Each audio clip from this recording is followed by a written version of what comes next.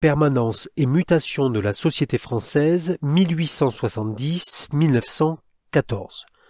On va s'interroger sur comment l'industrialisation entraîne-t-elle un bouleversement des fondements sociaux en France à la fin du XIXe siècle et au début du XXe siècle. Grand 1, l'évolution des secteurs économiques de 1870 à 1914. Voyons tout d'abord le phénomène majeur. Petit 1, la deuxième industrialisation et les progrès techniques. Dans les années 1890, les pays d'Europe, dont la France, entrent dans la deuxième phase d'industrialisation. En effet, afin de faire face à une concurrence toujours plus accrue, les entreprises réalisent des innovations qui entraînent une mutation de l'ensemble des techniques de production et qui bouleversent de nombreux secteurs industriels par l'apparition notamment de l'acier ou de la chimie de synthèse par exemple. Cette deuxième industrialisation se base sur deux nouvelles sources d'énergie que sont l'électricité et le pétrole. Par ailleurs, ces innovations et leur utilisation dans l'industrie deviennent des vecteurs de croissance, modifiant par là même les structures de production.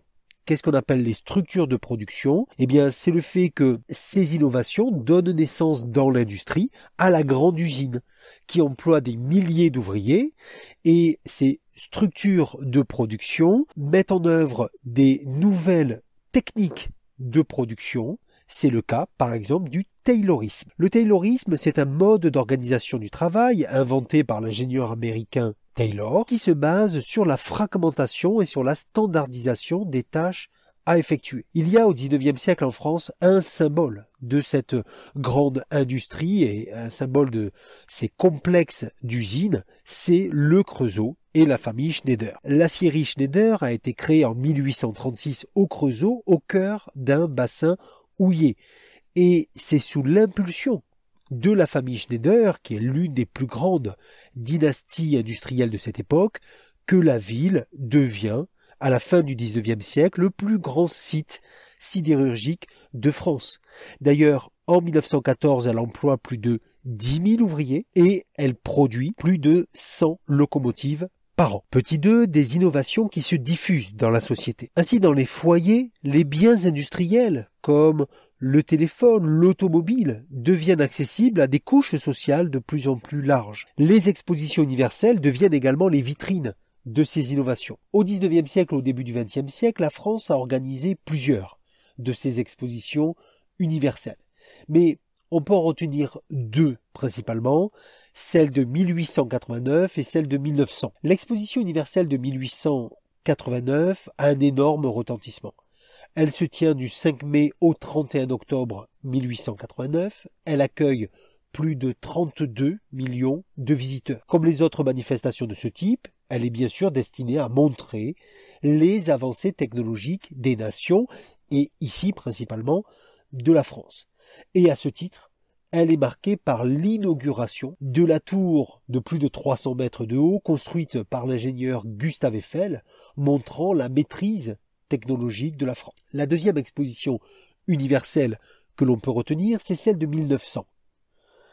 Elle se tient du 15 avril au 12 novembre de cette année-là et elle accueille près de 51 millions de visiteurs. On retiendra de nombreuses réalisations architecturales qui subsistent encore d'ailleurs de nos jours, comme la gare d'Orsay ou le pont Alexandre III, mais elle est marquée surtout par la mise en service du métropolitain, c'est-à-dire le réseau de métro de Paris. Petit 3, l'importance du monde rural et de ses difficultés.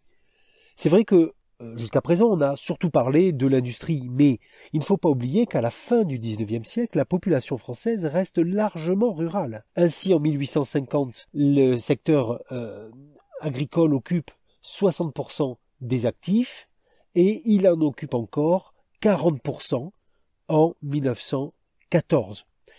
C'est vrai que cette période-là, 1870-1914, voit une diminution de la part de la population rurale en France du fait d'une amplification de l'exode rural qui avait débuté dans la période précédente, comme on l'avait vu dans une précédente vidéo. Ces campagnes sont marquées par une modernisation du travail agricole et par une hausse des rendements qui est due non seulement à la mécanisation de l'agriculture, mais qui est due également à l'emploi des engrais chimiques. Cependant, la condition paysanne reste très difficile, notamment dans certaines régions qui se tiennent à l'écart des marchés nationaux.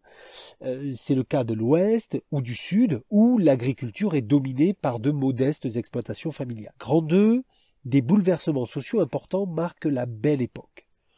On reste un petit instant sur cette expression de Belle Époque. C'est une expression qui est utilisée a posteriori pour qualifier la période qui s'étend de la fin du 19e à 1914. Alors, cette période est marquée d'abord par les transformations du monde ouvrier. En effet, du fait de l'industrialisation, le nombre d'ouvriers dans la société française augmente rapidement. Il passe ainsi de 3 millions dans les années 1870 à plus de 7 millions en 1914. Mais la condition ouvrière reste globalement difficile. En effet, les ouvriers sont employés à des tâches souvent dangereuses, répétitives, que ce soit dans les usines ou dans les mines. De plus, l'analyse du budget des familles ouvrières à la fin du 19e montre que les revenus sont souvent engloutis par les besoins de première nécessité que sont le logement, la nourriture ou l'habillement. Malgré leur diversité, les ouvriers constituent un monde à part. D'ailleurs, dans les villes, ils sont souvent regroupés dans les faubourgs périphériques. Ils sont de plus en plus conscients également de leur identité. Le 1er mai, c'est assez symbolique, devient la fête des travailleurs. Et non seulement ils sont conscients de leur identité, mais ils sont aussi également de plus en plus conscients de la nécessité de la mobilisation ouvrière pour obtenir l'amélioration de leur sort. Or, la question ouvrière que l'on a étudiée déjà dans la période précédente s'amplifie à la fin du XIXe siècle et fait émerger le mouvement ouvrier.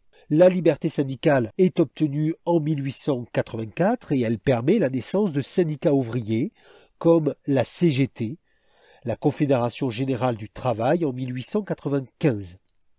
Les revendications ouvrières portent à la fois sur l'amélioration des conditions de travail, sur la rémunération du travail, mais également sur une meilleure protection sociale. Les grèves se multiplient alors, à la fois soutenues par les syndicats ouvriers, on en a déjà parlé, mais également par des partis politiques se réclamant du socialisme. C'est le cas par exemple de la SFIO, section française de l'Internationale ouvrière, qui est le premier parti socialiste créé par Jean Jaurès en 1905. Pourtant, ces périodes de grève sont souvent réprimées par le pouvoir, comme le montre l'exemple de la fusillade de Fourmies, le 1er mai 1891. En effet, ce jour-là, à Fourmies dans le Nord, une grande manifestation ouvrière est réprimée avec violence. L'armée, qui est prise à partie par la foule, reçoit l'ordre de tirer. Le bilan est très lourd, 9 morts, ce qui provoque une grande émotion dans toute la France. Pour tenter de rallier les ouvriers à la République, mais aussi par conviction politique, les républicains adoptent une série de lois sociales qui forment le socle de la législation sociale. On peut citer parmi elles le travail des enfants de moins de 12 ans qui est supprimé en 1874. On peut citer également la limitation de la journée de travail à 10 heures en 1894 ou encore les premières retraites ouvrières qui apparaissent en 1910. Petit 2, l'immigration et la place des étrangers. À la fin du XIXe siècle, la France devient un pays d'immigration afin de compenser le vieillissement de sa population ainsi que sa faible natalité. On peut noter que l'immigration est d'abord une immigration de proximité, provenant des pays frontaliers. Ainsi, les flux de travailleurs italiens, belges ou espagnols sont nombreux à la fin du XIXe siècle. Cette immigration est demandée par le patronat, qui a besoin de main-d'œuvre supplémentaire pour travailler dans les mines ou dans les usines. En 1914, la France compte plus de 1 million de travailleurs étrangers. Cependant, dans les périodes de ralentissement économique, la présence de travailleurs étrangers sur le sol français provoque des actions xénophobes. Des violences éclatent contre les travailleurs étrangers. On peut citer le massacre des Italiens d'Aigues-Mortes, le 16 et 17 août 1893. Qu'est-ce qui se passe durant ces 2 journées, notamment la première? Des combats très violents éclatent entre les récoltants de sel français et des immigrants italiens. Le bilan est très lourd, 8 ouvriers italiens trouvent la mort et il y a une 50aine de blessés. Petit 3, l'évolution de la place des femmes. La fin du XIXe siècle est marquée également par une insertion de plus en plus forte des femmes sur le marché du travail, notamment par le biais du salariat. Elles travaillent à la fois dans l'agriculture, dans l'industrie et dans les services naissants. Elles occupent souvent des emplois peu qualifiés et mal rémunérés. Cependant, ce travail croissant des femmes les amène à porter des revendications vers plus d'égalité dans le domaine de l'emploi. Ces revendications sont d'ailleurs portées à la fois par des mouvements ouvriers, dans lesquels les femmes sont de plus en plus nombreuses, mais également par des mouvements féministes, qui apparaissent encore assez timides à cette époque. Il y a, même si elle est elle aussi très lente, une évolution de la place des femmes. On peut se retenir 3 dates. D'abord, en 1881, une femme est autorisée à être médecin. En 1882, on a la création de la Ligue française des droits des femmes. Et puis, en 1900, une femme est autorisée à être avocat. Enfin, au point de vue politique, le mouvement des suffragettes se développe, même si le droit de vote est encore refusé aux femmes. Voilà, c'est la fin de cette vidéo, j'espère qu'elle vous a été utile. Vous pouvez bien sûr vous abonner à la chaîne si vous souhaitez avoir des vidéos de cours d'entraînement et de méthode, et également laisser un commentaire.